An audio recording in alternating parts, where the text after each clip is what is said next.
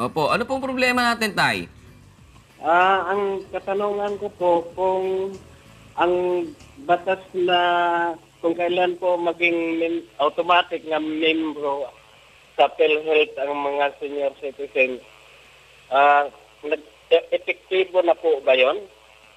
Yan, At maganda yun. Opo. kung epektibo na, hanggang magkano po ba ang sinasagot ng PhilHealth sa operasyon ng prostate? Prostate. Yun. Yan.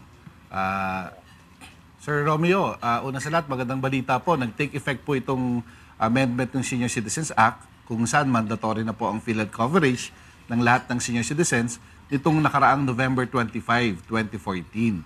At ngayon po, transitory period dahil kalalabas lang po ng December 23 ng mekanismo kung paano mag-e-enroll ang ating mga senior citizens. Pwedeng nakalagay po kasi doon sa mechanism natin, pwedeng through the OSCAS ng mga in coordination with the local chief executive ng mga munisipyo, or pwedeng through the NGOs na hawak ng DSWD at iba pa, or pwedeng mga senior citizen natin ay mag-walk-in sa mga local health insurance offices.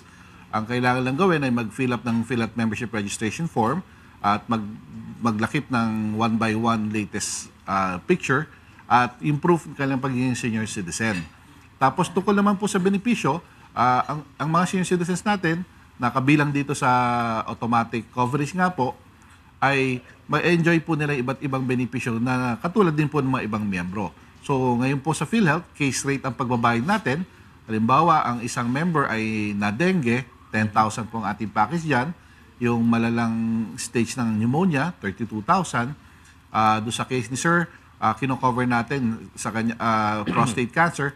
Kung kayo po ipapasok doon sa Z-benefit package natin na gamutan ng 3 taon, 100,000 po ang ating case rate package dyan. Radiotherapy, 3,000 pesos per session. Tapos covered din po yung chemotherapy. So bawat sakit po, medical or sickness disease, meron po siyang karampatang halaga po. Maliwanag na po, Tatay Romeo. Opo. Okay, mas maganda. Huwag magkasakit niyo. Yan o. Tay, kiti naman kayo, Tay.